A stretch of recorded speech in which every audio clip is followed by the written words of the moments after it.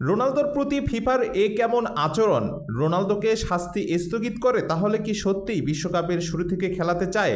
জানতে হলে অবশ্যই পুরো ভিডিওটি দেখতে হবে। অনেকের ভুরু হয়তো কুঁচকে গেছে, কিন্তু সত্যি বলতে এতে অবাক হওয়ার কিছু আছে কি? বিষয়টা বুঝতে হলে একটু পেছনে তাকাতে হয়। ইনফান্তিনো দায়িত্ব নেওয়ার পর ফুটবল ক্যালেন্ডারে ওলটপালটের ঘটনাও ঘটেছে। যেমন 1 জুলাই নিয়মিত দলবদল উইন্ডো চালু হওয়ার কথা থাকলেও গত জুনে 10 দিনের বিশেষ উইন্ডো খোলা হয়েছিল।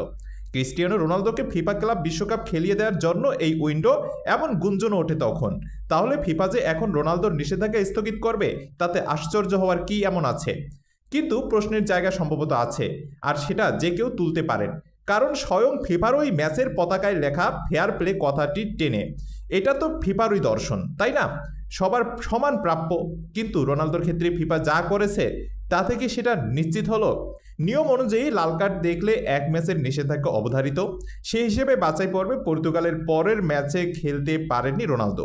কোন লাল কার্ডে কত ম্যাচ নিষেধাজ্ঞা হবে তা ঠিক করে ফিফার ডিসিপ্লিনারি কমিটি। যে ঘটনার কারণে রোনালদো লাল কার্ড দেখেন সেটি সহিংস আচরণ শাখায় পড়ে, যার শাস্তি 3 ম্যাচের নিষেধাজ্ঞা, তাও প্রতিযোগিতামূলক ম্যাচে।